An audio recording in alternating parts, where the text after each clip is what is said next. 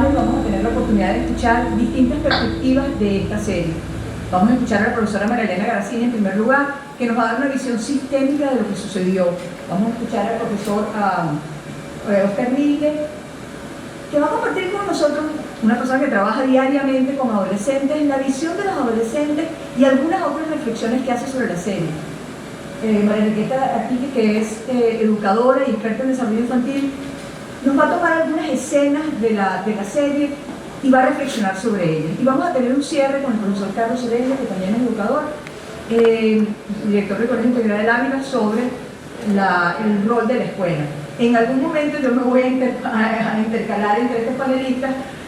Desde mi perspectiva, yo soy Lila Vega, médico pediatra, especialista en psicología positiva, desde la perspectiva de la salud, del campo que nos compete a los médicos en este tema del cuidado de los adolescentes. Una serie que nos convocó, y ojalá que no sea solamente para ver críticamente lo que pasa o analíticamente, sino qué es lo que podemos hacer, qué es lo que nos toca hacer. Cuando vamos a una actividad con familias, preguntamos, cuando escuchamos la palabra adolescente, ¿qué pensamos? No lo voy a hacer acá ejercicio. Y la gente dice violencia, agresividad, sexo, impulsividad, ¿cómo? Rebeldía, todo negativo. Y tú dices, pero bueno, eso no es lo que uno suele encontrarse en Secodá cuando tenemos las reuniones. Sin embargo, esa representación social está tanto que muchos dicen, son los aborrecentes, o adolescente viene de adolescente, es un invento que hace la gente de manera creativa, que no tiene nada que ver, pero que son culturalmente lo que es la visión que se va teniendo del adolescente. Otra de las cosas que uno se va dando cuenta cuando lo llaman a las actividades, porque llaman a la ambulancia de Secodá, porque hay una denuncia de un consejo de protección o hay un problema grave, uno se da cuenta que no hay claridad todavía en lo que es el bullying. Si todo es bullying, nada es bullying. Ahora, ¿cómo hacer? ¿Cómo ingeniarnos para poder comprender lo que es el bullying y poder entender lo que puede pasar en la película? Y después vamos a ver que no todo lo que pasa en la película es por el bullying. Entonces, utilizamos una imagen que son los siempre. Los siempre del bullying. Siempre es entre pares. No es el profesor que le hizo bullying al estudiante o el estudiante al profesor. Eso es otro tipo de abusos. Pero para que sea, tiene que ser entre pares. Siempre la intención es hacer daño, no es un chalequeo sano. Es molestar al otro para hacerlo sufrir. Siempre hay un ejercicio de control y de poder. Siempre se repite. Esto es importantísimo. Y no es una sola vez. Siempre debe ser repetido, porque cada uno de estos siempre tiene un objetivo y lo vamos a ver ahora. Y después siempre delante de un grupo, determinante grupo.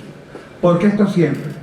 Porque si es repetido, yo voy adquiriendo poder, popularidad, porque voy afectando la imagen, voy reduciendo la imagen de la víctima. Y eso requiere que sea reiterado. Mi objetivo es minimizarlo, excluirlo, y por lo tanto, lo importante de que sea repetido es clave. Y delante de un grupo, porque son los que te validan, los que te dan poder, los que te hacen popular. Entonces, una vez que tenemos claro el bullying, nos preguntamos, ¿qué dice la ley? ¿La ley aparece el bullying como tipificado? No. Si ustedes buscan la alumna, no van a encontrar en ninguna parte que diga bullying. Sin embargo, cuando se va a abordar el problema, se aborda por las consecuencias que tiene la agresión, hasta que se decida tenerla o incorporar el bullying, tipificarlo como tal, para ver cuáles son las acciones. El que eso siempre esté claro es lo que nos define cómo hacer para poder abordar el problema y abordarlo desde lo que es y no desde lo que pensamos que es. El bullying es la punta del iceberg de un problema mayor. Lo que está en el trasfondo es mucho más complicado. Problema de empatía, de parte de compasión por el otro, de soledad, de ejercicio inadecuado del poder, una variable, abuso de poder. Entonces, el tema de que se trabaja esto y me encantó desde el enfoque sistémico, porque no solamente es la víctima, el victimario y los testigos, son los que forman parte o dan vida a la comunidad educativa. Cuando vamos a un colegio y hacemos una travesura, le decimos al señor que está en la puerta cuidando, o que es el vigilante, ¿cómo está la situación con los muchachos? Oye, esto está fregado, profe. Se meten con los muchachos, oye, mira, el carajito que usted ve allá, se lo tienen fregado, no se mete con él y la tiene agarrado con el muchacho. son testigos y usted qué hace, nada. ¿Por qué? Porque el problema de no le corresponde a él. Y si es un enfoque sistémico, deberían haber espacios, tendrían que haber espacios para que esta gente que están siendo observadores puedan hacer reportes y que puedan permitir que todo el mundo se corresponsabilice con la tarea. Porque ¿qué es lo que nos encontramos cuando uno va por hecho? Cuando se van a identificar responsabilidades. Si estás con los profesores o con los docentes, la culpa es la familia. La familia que es disfuncional, no le presta atención, tiene los intereses simplemente están pegados a la pantalla también. Y es verdad. Pero si te reúnes con la familia, dice que es el colegio el responsable. Y aquí no se trata de ver cómo se hace con la pelotita de ping-pong, sino de cuál es la responsabilidad que le toca a cada quien para que conjuntamente podamos prevenir. Y cuando hablamos de prevenir, voy a utilizar otra imagen, es la única forma que he encontrado, no se comprueba la cosa, la imagen de la silla de 4 patas. Para poder prevenir, primero tienen que haber espacios de participación. Hay que perder tiempo o hay que ganar tiempo. Porque ¿qué es lo que pasa cuando vas a los colegios? La demanda curricular no te permite tener tiempo ni espacio para poder conversar, escuchar, ver cuáles son sus quejas, sus propuestas, sus limitaciones. De tal manera que tú puedes identificar qué sienten, qué piensan y qué ven los diferentes actores de la comunidad educativa. Pero esto sí nos va acompañado con una estrategia de formación para atender lo que identifica a través de la mesa de la plata de la participación. Se nos queda incompleto el proceso porque se quedan los vacíos. Aquí están las interpretaciones, las generalizaciones. Y entonces el tema de cómo formo y en qué formo me lo va a dar la participación. La tercera parte, que es clave, esto tiene que ser articulado. Esto no puede ser un problema solamente de los padres o de la familia o del centro educativo. Está el sistema de protección, tiene que haber una articulación para que esa parte que tiene que ver con la formación llegue a los distintos actores involucrados por el enfoque sistémico precisamente que se tiene, ¿no? Entonces es muy importante que esto nos permita como ver cuáles son las estrategias. Si uno ve, por ejemplo, las contradicciones, cuando uno va al colegio, escuchando colegio, y está la visión del fundador, uno ve que hay pensamientos, uno ve que hay frases, uno ve que hay cárceles, pero lo que se ve en el patio no tiene nada que ver. Los muchachos dándose empujones, golpeándose, o más bien cada uno con un celular completamente desconectado. Y tú dices, en la película maravillosamente lo presentan, cuando hay aquel lío de los profesores agrediendo, y ahí todas aquellas banderitas unidas con un solo hilo, alineadas todas como un acto de solidaridad. Y lo que están en la tienda no tiene nada que ver con la banderita y la bandera. No se dan cuenta. Si lo vuelven a ver, se van a dar cuenta que hay toda una simbología que no tiene nada que ver con lo que pasa con la práctica. Lo que pasa es que el bullying se esconde detrás del chalequeo. Dicen que los venezolanos somos así. Y el chalequeo es una máscara, ¿no? Por lo siempre que vimos anteriormente.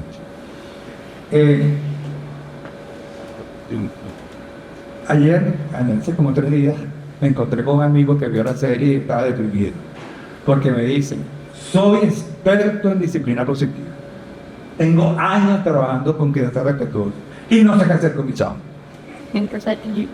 No sé qué hacer, Oscar. Y me tiene frustrado. Porque todo el conocimiento lo tengo. Tengo la información. Pero cuando tengo que entrar en la habitación de mi chavo, no logro que abra la boca. Y le pregunto, ¿y te has preguntado por qué? Pues yo sé que tengo una cuota de responsabilidad. Yo sé que tengo una demanda de tiempo muy grande y no me quedan espacios porque estoy muy ocupado. O sea que lo urgente se está trazando lo importante. No esperes que pase algo terrible para poder dar cuenta de la atención que requiere tu hijo. Y ya hablando con ¿por qué? Porque vamos a tener entonces que encontrarnos o que darnos cuenta que ese vacío que tiene, que no logra satisfacer contigo, como usted, como familia, lo va a buscar a través de las redes sociales. ¿Por qué se mete un chamo en una red social? Se mete para informarse, se mete para vincularse con alguien porque está solo, o para recrearse porque está fastidiado. ¿Con quién se vincula? ¿Con quién se recrea? ¿Y de qué se informa? Para que no tenga que ese vacío, buscar en las redes sociales lo que no les satisface sus necesidades. En la serie una de las cosas que recogimos, y con esto finalizo con los adolescentes, es que la realidad expresa de manera, va a depender de cada quien, es como el elefante, menciono de esto. Si el elefante tú te pones en la parte de atrás, vas a ver un rabito. Si el elefante es una masa muy grande, es un rabito. Si te pones el lado, el animal es una oreja muy inmensa, grande. Mentira, porque yo estoy de frente y yo lo que estoy viendo es una trompa, una potente. Entonces va a depender del contexto, depende de cómo lo veamos y cómo lo vivimos. Esta reunión de acá no tiene nada que ver con la que tuvimos hace 2 días en Feria de Alegría de Estadio. Porque las necesidades son distintas, las situaciones que se viven son diferentes. Lo académico se está tragando a lo psicosocial, a lo socioafectivo. Los espacios para poder lograr que se den la mano lo socioafectivo, lo socioemocional y lo académico sigue siendo un reto, un desafío importante. ¿Qué hicimos con los adolescentes? Bueno, decidimos incorporarlos en nuestra propiedad de capacitación. Y en mes y medio visitamos 17 talleres con adolescentes como facilitadores. Están acá. Y de esas visitas logramos visitar 950 personas. Fueron testigos de lo que pasa con un adolescente, porque eran co-facilitadores cuando se le dan la posibilidad para participar, formarse, curarse entre ellos. Pero además de lo más interesante de eso, es que estos muchachos, la mayoría, no todos, fueron víctimas de abuso escolar, que lograron encontrar un espacio donde sus heridas pudieran florecer. Inclusive estaba pensando en un libro que se llama Flores en el asfalto, porque contar sus testimonios no victimizados y demostrar que el adolescente es mucho más de esa representación social negativa es lo que nos toca como reto para que la serie adolescencia no nos frustre viendo lo negativo, sino la posibilidad inmensa que tiene cada uno de nosotros en la alcanzan de los momentos. Bueno, muchísimas gracias. Pero tal cual como nos dijo Oscar hace unos minutos, nada, ustedes controlaron los retos de la infancia, controlaron los retos de la edad preescolar. La edad escolar es un paseo y ustedes se creen que ya lo lograron, y viene la gente y empieza a decirle: ¡ay, prepárate! Ahora es que viene lo bueno, ese término horrible de la adolescencia porque le falta, o la adolescencia que es todavía peor.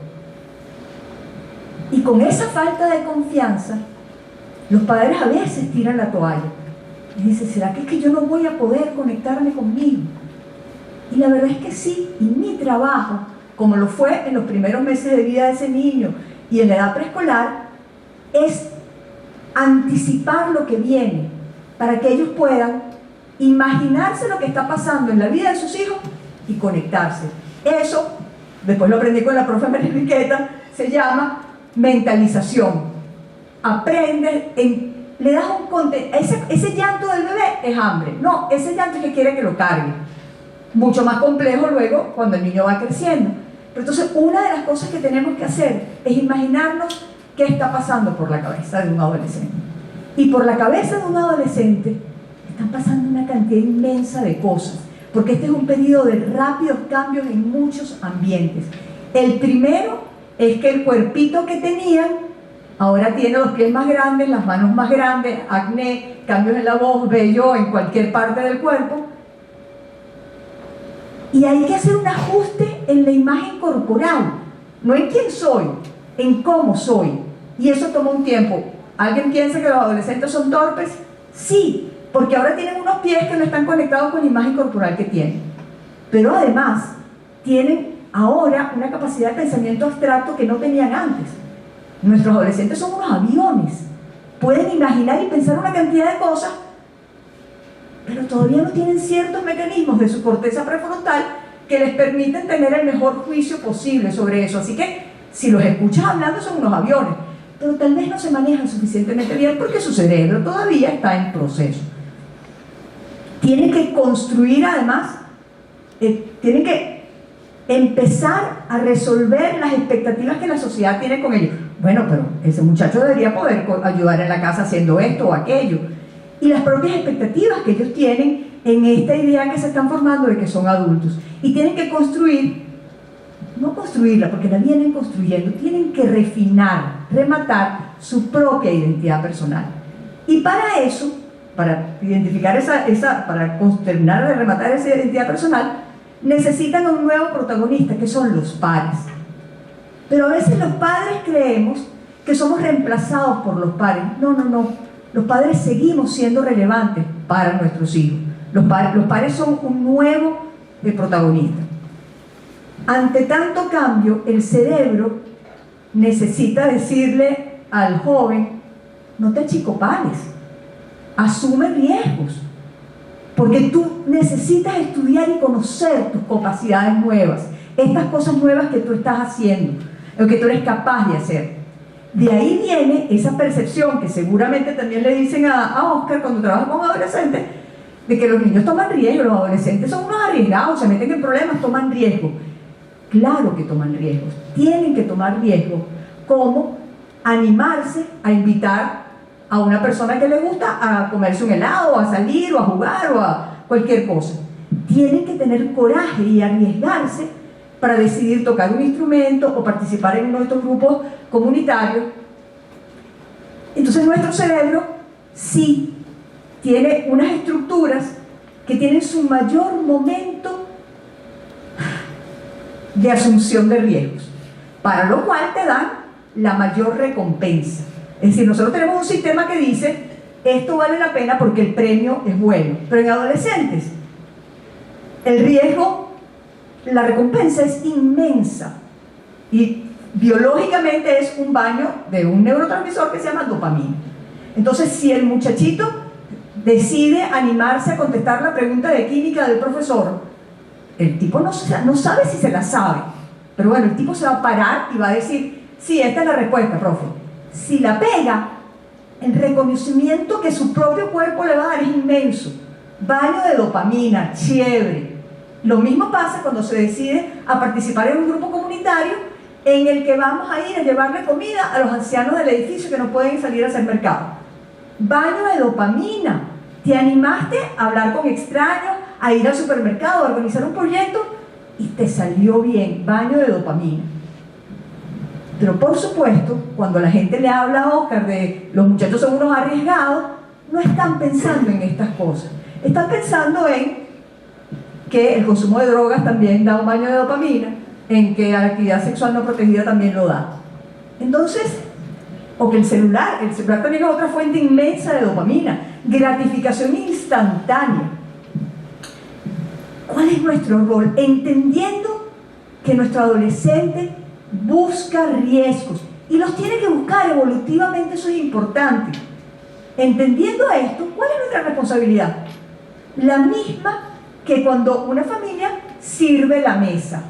Es decir, yo no puedo obligar a mi hijo a comer, pero la oferta que voy a poner es la oferta más sana disponible. Que de vez en cuando se come un chocolate, bueno, ya veremos, pero mi oferta tiene que ser buena comida. La oferta de actividades para nuestros adolescentes tienen que ser actividades que los hagan crecer. Y cuanto más participe en un grupo comunitario, cuanto más se involucre con un instrumento musical o una actividad deportiva, más dopamina recibe y más se engrana esa ruta. Es decir, el cerebro, estamos haciendo la poda, la formación del cerebro. Y si nosotros estimulamos a nuestros jóvenes a que esa poda vaya hacia acciones positivas, nuestros jóvenes van a ser jóvenes mucho más sanos. Me quedan apenas 40 segundos porque suena el pito y después me queda un minuto. Ok, lo voy a apagar, ustedes saben. Otra cosa que hablan de los adolescentes es su egoísmo. No es que los adolescentes son egoístas, solo piensan en ellos. Muéranse que no es verdad. No es verdad. Los adolescentes están ganando perspectiva, están ganando la posibilidad de mirarse fuera de una escena y ver lo que está pasando. Y se comprometen socialmente y empiezan a valorar la justicia y la injusticia. Y eso los mueve. Hay otras características que es muy importante que los padres y los maestros entiendan en la estructura del cerebro. Así como ese centro de recompensa, está como hipertrofiado, también no está un órgano que se llama la amígdala, que no es esta que tenemos aquí en la garganta, sino una que está como más metida para acá, que es el centro de las emociones. No hay nada tibio en un adolescente, todo es intenso, pero es intenso porque así es su amígdala. Y tenemos que darle chance a que sus mecanismos de autocontrol regulen esa emoción. No nos contesta feo o intenso porque le da la gana. Es así su amígdala. Entonces, respira profundo, vamos a esperar, no empieces una discusión en plena emoción, deja que las aguas retomen su curso, porque cuando las aguas retoman su curso, este muchacho sí es racional y puede discutir contigo y entender las cosas que están pasando. El otro elemento que está todavía sucediendo es el de la corteza prefrontal, que es el que nos permite planificar, regularnos, inhibirnos. Todo ese cerebro está en proceso y nuestra tarea es alimentarlo bien, darle buena comida para que esa poda ocurra de la mejor manera. Y quiero volver al tema de los padres en los 30 segunditos que me deben quedar. Los padres seguimos siendo la referencia más importante para nuestros hijos. No se crean el cuento de que solo le hacen caso a sus padres. Los padres son relevantes, pero en primer lugar, los niños no le hacen caso a nadie. Están construyendo lo que ellos quieren ser y lo que quieren hacer. Pero la figura parental es importantísima. Y en este tema de asumir riesgos, está demostrado, no es un invento mío, no es una cosa que les quiero decir, científicamente, los niños asumen con mayor frecuencia los riesgos que sus propios padres asumen. Y si el papá o la mamá toman alcohol y se lo ofrecen al adolescente, esa va a ser la conducta que ese niño va a tomar porque su padre o su mamá aprueba eso. Y se van a alejar de los riesgos que sus padres no asuman. Así que nuestra conducta como padres o como adultos significativos modela también y es parte de la oferta que le ponemos en la mesa a nuestro adolescente. Muchísimas gracias. Aquí en la Universidad Metropolitana estamos terminando. La semana pasada terminó el trimestre. Y este trimestre dicté la materia de Psicología del Desarrollo del Niño y el Adolescente. Y estando en semana 11 de 12, mis estudiantes de Psicología del Desarrollo me dijeron: profe, ¿viste la serie Adolescencia? Y yo les dije: no, ¿qué es eso? Está en Netflix, profe, vela. No sé, me quedé picadísima. Y tenía kilos de cosas por corregir, pero no podía dejar de pensar en que ellos me habían recomendado ver la serie de Adolescencia, porque además la materia cierra con todo el desarrollo evolutivo que además demasiado bien acaba de explicar Lila, del adolescente. Entonces, bueno, la vi y wow, dije, me sentía además súper orgullosa de que me lo hubieran recomendado y de que quisieran que yo viera la serie, porque, bueno, a ver, la vi desde el respeto a la situación de una familia normal, más o menos funcional, en donde no se nota ningún problema como muy particular. Y bueno, pues también le abrí un poco la puerta a la humildad, es decir, ver y darme el permiso de repente incluso de identificarme con ciertas situaciones, ciertos verbátums, ¿okay? Ciertos momentos, porque además me pasé desde yo joven adolescente, aunque fue hace mucho tiempo, pero bueno, fui adolescente, yo como mamá y como parte de mi equipo parental, con mi esposo, y yo como maestra, como educadora. Entonces todos los ámbitos me llegaron directamente y por eso decidí, digamos, estructurar esta pequeña intervención como en 3 momentos que reúnen escenas puntuales y verbátums puntuales de los personajes.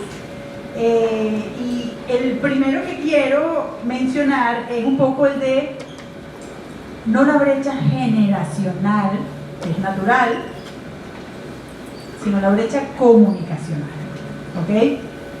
Y no se trata de juzgar, no se trata de criticar o de decir esto estuvo mal, esto estuvo bien, no, se trata incluso de con qué me identifico yo, qué cosas he hecho y dejo de hacer, cuándo sé, pero cuando trato de aplicarlo de repente no hallo cómo hacerlo, ¿ok?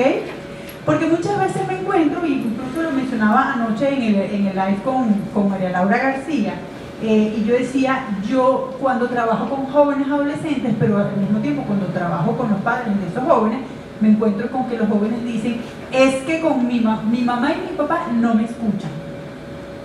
Ellos no me escuchan. A mí ellos no me comprenden. Pero al mismo momento me encuentro con o escucho a ese papá de ese joven que dice que mi papá no me entiende, que me dice es que con él no se puede hablar, es que ella es reactiva, es que nunca logramos conectar. Entonces yo, claro, como los adultos somos los adultos, yo le digo, bueno, toma las riendas, toma tú las riendas como adulto. Y de repente haz introspección, mírate, ponte frente a un espejo y percátate de cuál es tu actitud cuando te acercas a hablar con tu joven, con tu hijo, con tu estudiante. A lo mejor somos nosotros los que estamos predispuestos, a lo mejor los abordamos de una manera frente a la que ellos se sienten amenazados, juzgados, ¿ok? Y entonces, bueno, trancamos la puerta. Automáticamente es como si bajamos la Santa María y ahí no va a ocurrir ningún tipo de comunicación. En ese sentido, yo quiero rescatar una de las escenas que para mí es demasiado importante, que es al principio de la serie, cuando el policía está en el carro esperando que empiece la acción, cuando no sabemos lo que va a pasar, y él le comenta a su compañera policía que el hijo le ha mandado varias veces un voice o una nota por el celular diciéndole que no quiere ir a la escuela. Y él dice, claro, yo sé, es que él me lo escribe a mí porque sabe que yo soy el blandengue. Y yo digo, y anoche nos preguntábamos, ¿y es que ese papá se tomó el tiempo y agarró el valor de preguntarle al hijo por qué no quieres ir al colegio? Entonces, aquí mi reflexión, igual que le ocurre a la maestra, cuando están en la escuela, en medio del zaparoco, que Adam, el hijo del policía, le dice, ven, quiero hablar contigo en privado, y es cuando el policía se permite escuchar a su hijo, que resulta que el hijo tenía parte de la solución del problema, ¿ok? Y sale después y se encuentra con su compañera y la maestra, y les dice, bueno, es que el problema es que a él lo acosan por el tema del incel. Y la maestra, sí, claro, la policía sabía. Y la maestra dice, no, ¿qué es eso? Y le explican, yo había oído a los estudiantes mencionar a fulano. Y esa maestra escucha algo que le parece extraño y tampoco se acerca a conversar con los jóvenes y preguntarles, ¿y eso qué es? Es tan sencillo como eso, mostrarme vulnerable, no sé, soy adulto, pero no lo sé todo, no lo puedo todo, también me equivoco. Y además desde la humildad de entender, y lo decían los que hablaron antes de mí, es un lenguaje muy propio de los adolescentes. Si naturalmente los adolescentes tienen su propio argot, ¿quién no ha oído hablar grupos adolescentes y dicen, ¿qué dijeron? Porque no entendí, de 10 palabras, no entendí 6. Y ellos se entendieron perfectamente. Imagínense en un mundo digital que para nosotros los adultos digamos, algunos hemos aprendido a sumergirnos en él, pero no lo vemos ni lo comprendemos de la misma manera que ellos lo comprenden. Entonces, tener un poco el valor desde yo, ser humano vulnerable, no perfecto, de acercarme a mi joven y preguntarle, ¿qué es eso? ¿Qué está pasando? Échame el cuento. No entendí. Tú sabes que el otro día oí, ¿tú sabes de qué se trata? A mí me sirve, me lo dicho, yo a cada rato lo hago. Ay, mamá, ¿qué? Ay, mamá, ¿qué? No sé, no tengo idea. Cuéntame. Y me siento con ellos y me echan el cuento y a veces por dentro, como dicen los stickers, gritos internos, pero trato de no demostrarlo para poder terminar de escucharlo. Y después al final les digo, ¿en serio? Sí, mamá, ves, yo sabía que tú te ibas a horrorizar. Bueno, y entonces ahí entro y le digo, bueno, sí, la verdad es que tienes razón, me horrorizo porque a mí me criaron diferente, la verdad es que esta es una sociedad bastante distinta a la mía, hay cosas que nos toca aprender a los adultos, y me sincero, y no pasa nada, y no por eso pierdo autoridad, ¿ok? Eso por una parte. La otra escena, o el otro elemento que quiero rescatar partiendo de algunas escenas, es lo que piensan y sienten los jóvenes. Es verdad que los jóvenes tienen poca voz en la serie, pero hay cosas demasiado importantes de las cosas que ellos dicen que podemos rescatar, ¿sí? Por ejemplo, cuando Jamie dice con la psicóloga, es que todos creemos que no tenemos nada bueno. palabras más, palabras menos. Ah, ¿en serio? ¿Sí todos creemos? Sí, todos creemos que no tenemos nada bueno. Mis amigos, mi mamá. Y yo digo, ¿y dónde está entonces nuestro trabajo como adultos significativo de formar?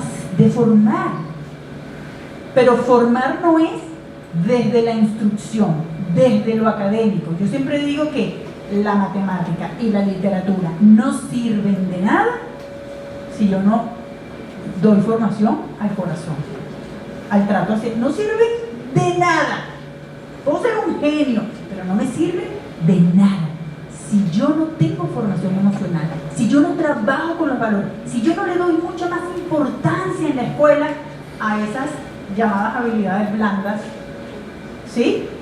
Tengo que hacerlo, tengo que cambiar el volumen de las cosas. Entonces, es sumamente importante, wow, verlo de esa manera.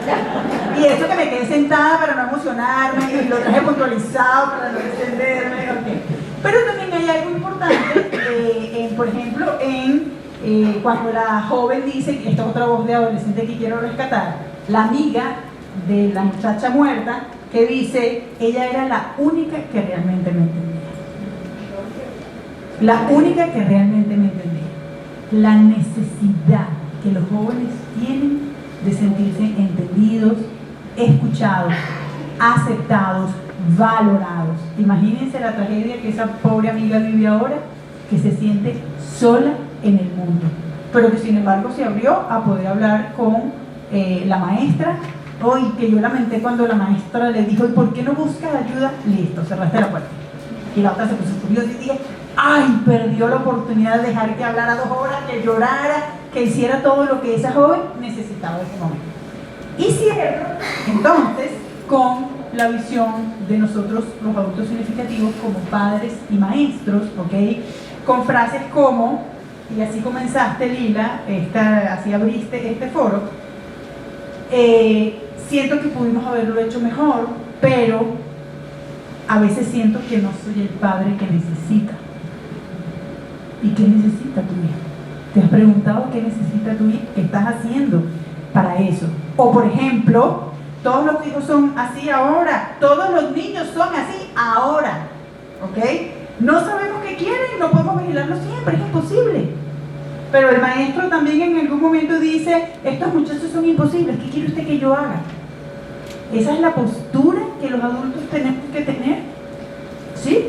O más bien es aceptar que erramos, que nos equivocamos, que no somos perfectos y que así, y con esto voy a cerrar, aunque me quedo con las ganas de decir muchas cosas más, es como cada día hacemos el esfuerzo de ser mejores seres humanos, el pensar, pude haberlo hecho mejor, creo que nos invita a que cada día también hagamos el esfuerzo de ser mejores papás, mejores maestros, mejores compañeros, desde estar ahí y reconocernos vulnerables. Yo a veces lo hago con misión, pero mamá, porque tú siempre, cada vez mi varón me lo hace.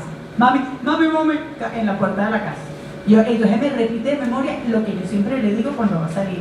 Y yo le digo, qué rico que lo recuerdas, gordito. Pero a veces cuando se desespera y me dice, ¿por qué siempre me repites lo mismo? Yo le digo, porque siento miedo. Porque me da miedo, gordo. Yo te lo confieso, me da miedo. Me da miedo que te pase algo, me da miedo que quiero que te cuides. Y de repente mi manera de sentir un poquito de valor es decírtelo. Pero compréndeme, le pido, compréndeme a mí desde esta postura que siento un poquito de miedo. Entonces, reconocer que somos vulnerables, que no somos perfectos, pero que tenemos que conectar con ellos con la bandera del respeto en la mano, creo que es lo que los muchachos hoy día nos gritan. Gracias. Bueno, es un tema muy complejo, es un tema que yo no voy a ver la película, la serie. Yo digo, mira, para tragedia la que uno vive. No ponerme yo a ver esto, me pasa, yo no voy a ver eso. Sin embargo, bueno, me llamaron del programa de Shirley para pedirme, oye, necesitamos la opinión tuya mañana a las 7 de la mañana, que tenemos una entrevista contigo y tú no lo sabes. Y bueno, esa nochecita me puse yo a ver la cosa, descubrí que en el teléfono uno la ve y pone 1.5 y lo demás rápido. Eso es una maravilla porque pude ver la película larga, porque además los diálogos son lentos. Como yo soy apurado, esas cosas a mí me cuestan, y la puse un poquito más y salió, y la pude ver rapidísimo, ¿no? Y realmente me impactó porque además a mí se me genera una cosa que se llama, los psicólogos saben mucho de eso, que es la disonancia cognitiva, porque para mí no hay manera de que yo recuerde mi adolescencia sin que se me venga una sonrisa a la cara, y me venga una cantidad de recuerdos tan maravillosos que hacen que cuando yo oigo la adolescencia, ese tipo de cosas tan horribles que dicen de mis muchachos, para mí yo soy, oye, pero que me la sí, vale.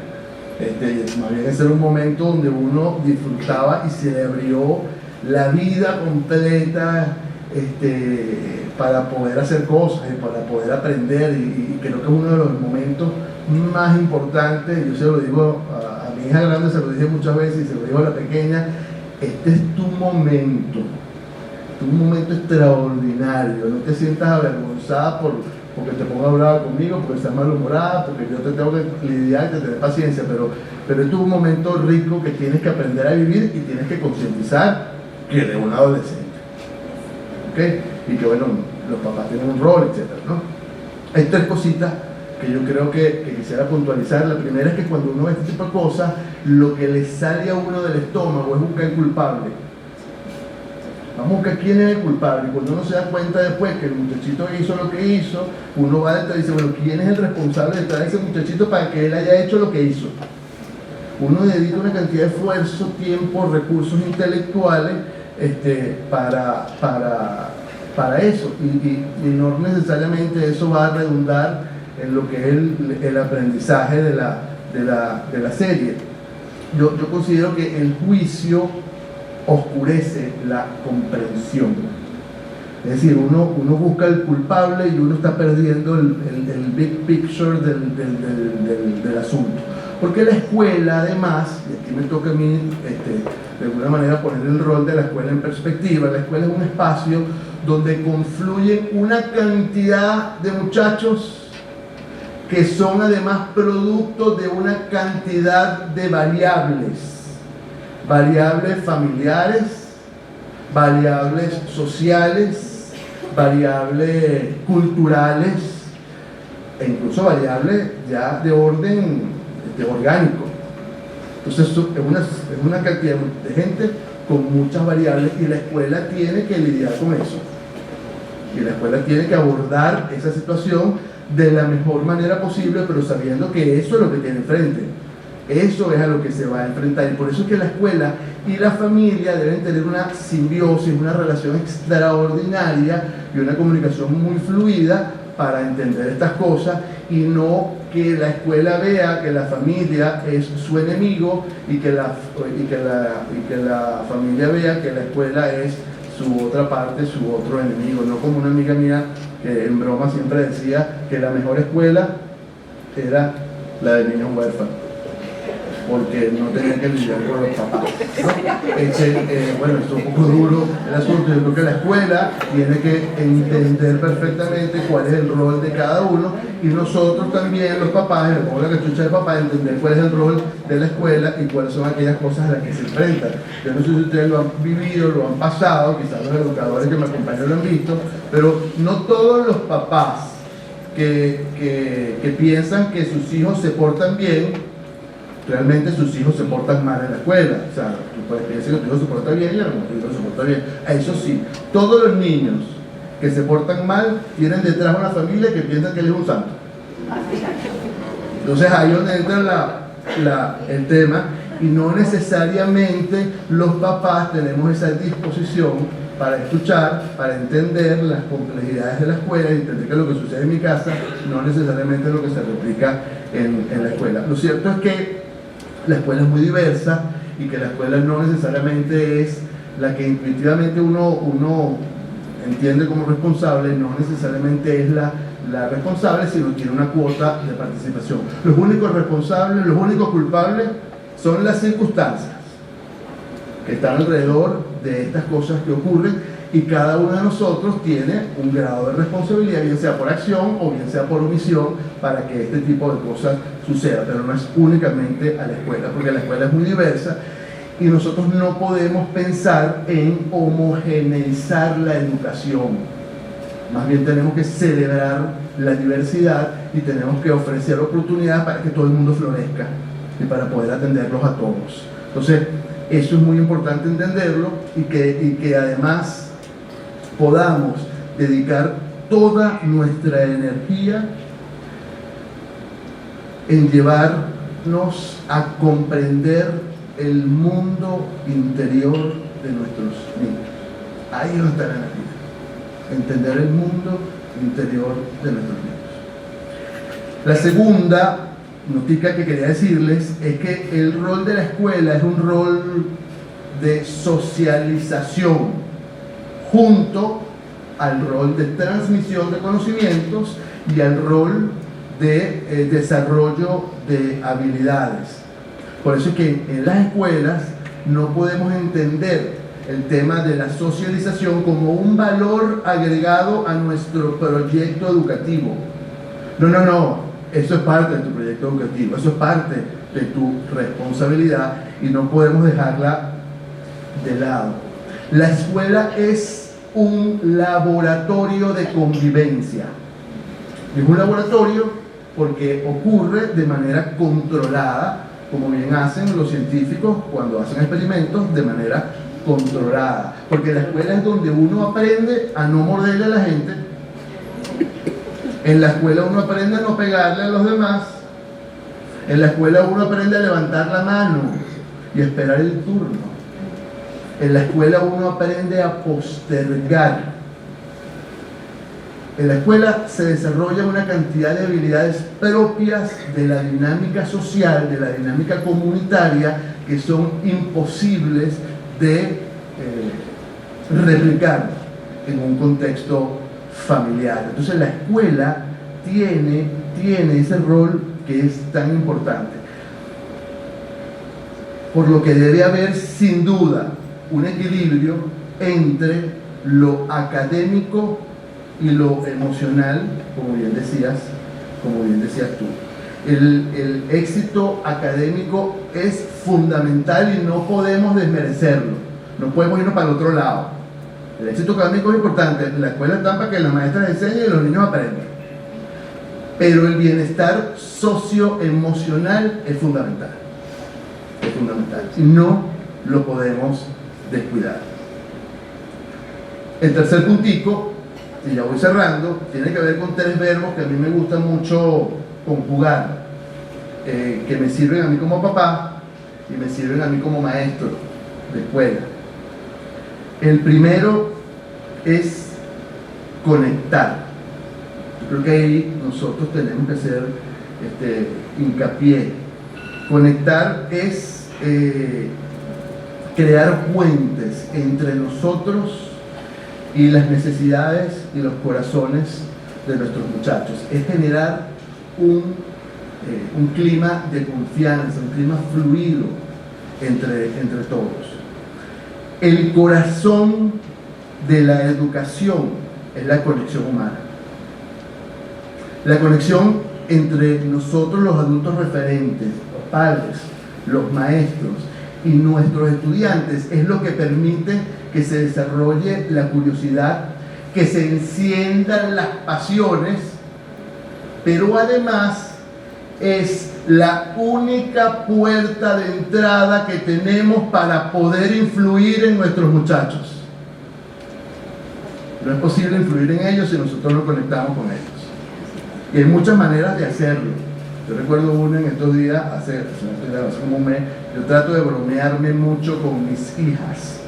Y estaba mi hija, la de 14 años, bañándose. Yo fui a la nevera, saqué un vaso de agua fría, me fui calladito del cuarto. Cuando se estaba yendo detrás de la ducha, le eché el baño de agua fría, ¿no? Y por supuesto la respuesta fue: ¡papá, te borraste! Pero ese es un tipo de cosas. Después, por supuesto, el chiste de la cosa, como no vuelvas a hacer esto, yo te voy a hacer. Pero bueno, uno a través, entre otras cosas, del humor y de la cercanía va conectando con los muchachos y no eres un ajeno que vive dentro de mi casa. ¿Ok? Por eso es que a veces el tema del tiempo no, es que yo no paso mucho tiempo con mis hijos, pero le ofrezco tiempo de calidad. ¿Cómo te digo? ¿Cómo te explico yo que hay una cosa que no se puede sustituir? Me queda ya. Me queda. Luego el segundo es facilitar. Nosotros como padres y como maestros tenemos que facilitar encuentros. A mí me preocupa mucho cuando las familias me dicen que no tienen tiempo para la sobremesa, que no tienen tiempo para aprovechar esos momentos educables. Tenemos que servir la mesa para que las cosas sucedan. Una vez que yo conecte, yo hago que la comunicación se fluya, que hago cosas de manera intencional, para luego llegar al tercer verbo, que es acompañar. Acompañar es guiar. Acompañar es tener la posibilidad de ser coaches de nuestros estudiantes desde la informalidad, desde la cotidianidad, desde lo que me sucede día a día, no desde la distancia y de que ahora yo te voy a enseñar a ti, porque eso no es compatible con la adolescencia. Ahí el problema que tenemos es que a veces tratamos de acompañar sin haber facilitado y sin haber conectado. Entonces estamos directo al fracaso. No puedo alterar el orden de los factores si altera el producto. Conectar, facilitar, acompañar. Y termino con una reflexión que hacía preparando estas notas para ustedes. Es que yo creo que la escuela del futuro, yo creo que la escuela que se quiere repensar para atender mejor a sus estudiantes, es aquella que comprende que el aprendizaje y la emoción son dos caras de una misma moneda, que son inseparables y son además interdependientes. Muchísimas gracias.